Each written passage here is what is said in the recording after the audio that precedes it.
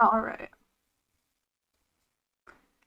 Hello, everybody, and welcome to Cringetober 2025. Oh my god, I am so excited. It's finally here. I'm super proud of the list this year, and I hope you guys all really like it. And I know the doodles in the background are a little lacking. Like in the past, I've done merch with the doodles as like the primary selling point now, but this time most of my energy honestly really went into making the frame itself look really good. And that took way more effort than it really should have because it's a frame. It's MS Paint. None of the PNGs I could find are the right amount of pixels. But anyway, that doesn't matter. Without any further ado, let's get into the list. Okay, so first up we have Overpowered, which is just the super simple like Mary Sue type overpowered character. Like they got one of every power. They're super strong. You know the type. Second, we have Weird Colors, which is sort of like previous years having like I had 100% saturation prompts, but I want to leave it a little more vague this time around just because it, leaves open more possibilities. So if there's ever been like a color palette that you wouldn't normally work with just because it seems strange, like it's too bright, or maybe even like too dull, or just doesn't have a good enough harmony, then go for it. Okay, now chibi art, which is chibi literally means like small or short. It usually uses really cartoonish proportions with like real big head and eyes, and a super small body, usually with the standard proportions of a chibi character being like the whole body is like 2 or 3 of the head tall. It depends on style. Basically just a short, cute little character. You can look up chibi art. Now, Fursona is like super simple. I mean, anthropomorphic or human-like animal. Most of you will probably already know what a Fursona is. And now, for favorite cliche. Okay, so technically cliches refer to like sayings. Like, I was shocked that they couldn't hear my heartbeat because it was beating so loudly. Whereas like no one really actually thinks that. But here I'm specifically referring to like really overdone tropes. So like found family, enemies to lovers, like even like the hero's journey archetype, etc., anything like that. Now for musical, just any musical, like Hadestown, Heathers, Hamilton, why did all of those start with the letter H? I don't know. It doesn't have to start with the letter H, but it can. I don't know why all the musicals I thought of off the top of my head start with the letter H, but moving on. Anime. Preferably retro, like the big eyes, but just any anime that you like. Now for core aesthetic, I was really thinking of those styles that were super popular in like 2020, like cottage core, weird core, love core, stuff like that, where people would just come up with like a word or maybe even a pre-existing style or aesthetic and put core at the end. So you can pick out any of those. Indie game is for any small studio video game that you like. Think Deltarune, Mouthwashing, Indigo Park, or anything else that maybe is even less well known. Unnecessarily complex design. Unnecessarily. Yeah, I got that. Just go all out with the details. Just make it look like the most painful character to animate that I've ever seen in my life. All the details, all the layers, so much, just so much, all of it. For crossover, another super simple one. Draw your favorite characters interacting. It can be with OCs or not. Vocaloid. One of my favorites. Hatsune Miku is super grown on me. I didn't used to be a Hatsune Miku fan. Then I started drawing my Hatsune Miku Star Trek drawings. Oh, dude, now I'm in love. I love her so much. I still hardly know anything about all the other Vocaloids, but shh, I'm getting them. Hatsune Miku, Tito, Naru, even like a one of those funny ones. Like I think someone turned Casio into a Vocaloid. You can draw him if you want. I actually don't really know who Queso is, but Case by Case is a banger. Now, human with animal traits, so we're thinking like horse ears, snake scales, cat tail, antlers, horns, anything else you can think of, just like some animal feature. This one's separate from persona, so not like an anthropomorphic animal, but like a human person, but like they have cat ears on their head. Okay, now this one is probably my favorite. First attempt. It's your opportunity to try any new medium. If you have access to a computer, try downloading Reaper. It's a free audio software, and maybe you can try making music if you haven't done that before. Or you can download Blender and try making a 3D model.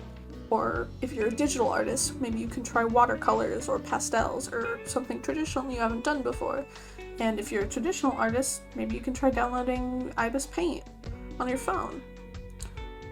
Go to the store, buy air-dried clay, try writing a fan fiction if you don't have access to any of those things.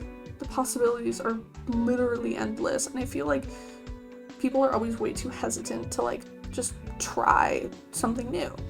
It's okay if you don't like it, but yeah, I just wanted to have like a space for someone to do that. And I feel like people really bully people who are just starting out, which is so lame, because like everyone started at one point. Whatever. Starting off the second half of the list, we have reclaimed insecurity. I left this one purposefully vague, as I feel like there are a lot of things that are considered cringe by pop culture that aren't really within your control, like your physical appearance or identity.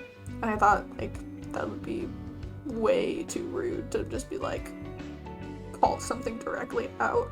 So I left it up to like artist discretion. So if you've ever felt like something about you is cringe, or if you've ever been embarrassed or self-conscious about something about yourself, this is your opportunity to celebrate it instead.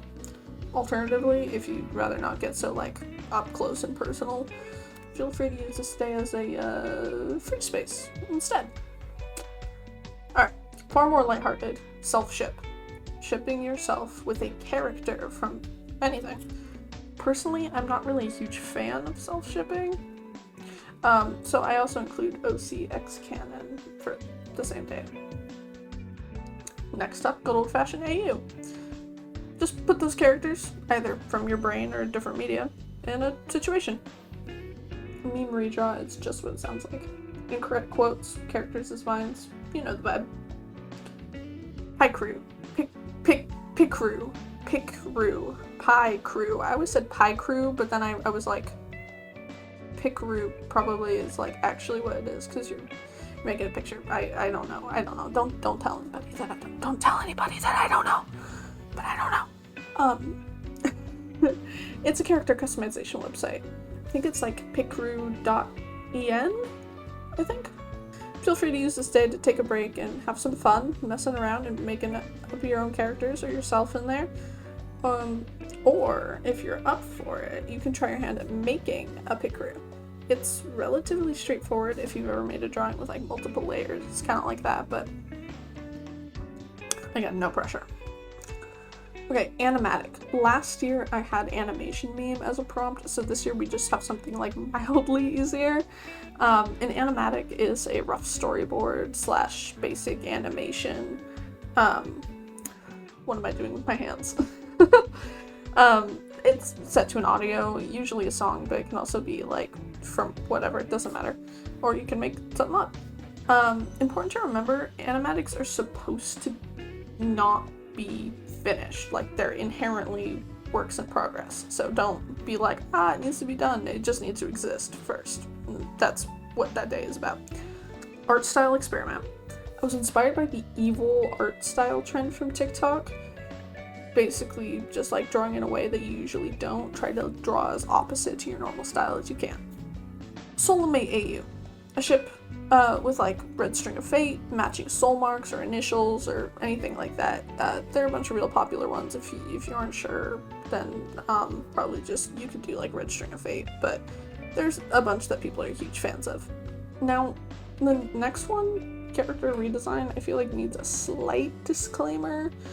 This day is about redesigning characters from a piece of media, but please do so with kind intentions. I don't want to see any, I fixed this character's design.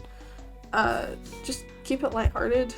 Like, if you really hate the original design of whatever you're redesigning that much, just don't draw them. Anyway, fake game screenshot. This is another one of my favorites. Previously, I've had fake anime screenshot, so this one's super similar. Just like a drawing that looks straight out of a video game. Or a board game. Maybe you could try doing like a fake promo image. I never thought of that, but I mean, you know, be creative. Alright, guilty pleasure media is just anything that you like that's considered like low quality or you otherwise feel like mildly ashamed to like. I mean, stuff doesn't need to be like good or super highbrow to be enjoyable. Gajinka, another one of those things that I'm like, really, I don't know how to pronounce it, and I probably should. But it's a classic. It's the humanization of a non-human thing for anyone curious. Example, turn a Pokemon into a human, or a monster non-human character from a game into a human, or like turn a NES into a human, turn a fridge into a human. It can literally be anything as long as they're not a human and you're drawing it as a human. That's all it is. Now we have kids show. I've had My Little Pony as prompt before, but this time I thought I'd open it up a little to any show that's considered to be like for kids, but that people still enjoy. So like Ever After High, MLP, Bluey, anything really. Clowns. Personally, I love clowns. You can do clown makeup if you want, or just draw a clown. They can be cute, creepy, silly. I just like clowns, man. I got nothing. Creepypasta. Okay, it could be a classic like Jeff the Killer or Slender Man, or just a more modern one that you've read recently. Just the campfire stories of the internet. And finally, oh my god, end of the list, Halloween. Super straightforward. Just celebrate the objective best holiday in any way you'd like. You don't really have to draw something for this day if you don't want to, but you can. I'm not your dad. And with that, the list is over.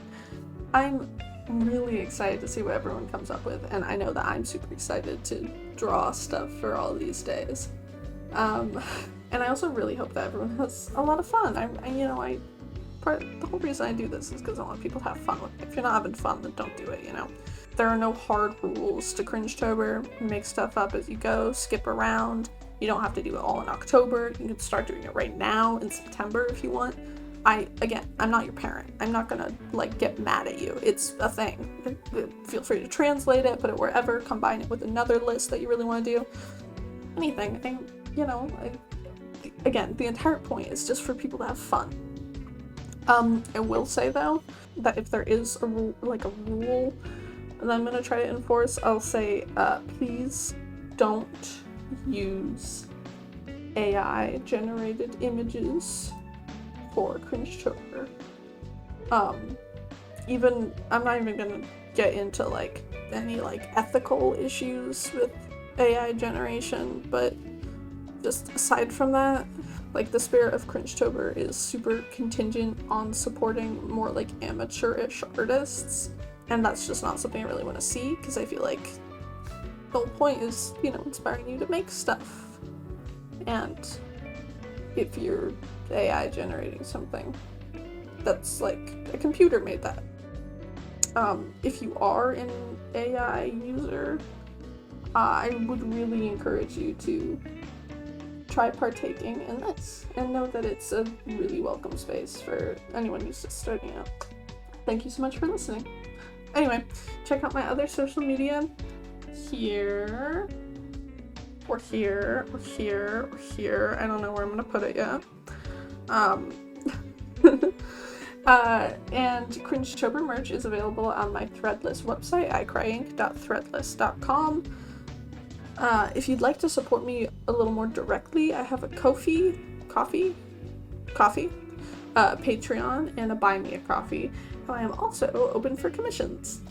Thank you so much for tuning in, guys. Again, I'm super excited. I cannot wait. And with that, good night, and have a pleasant tomorrow.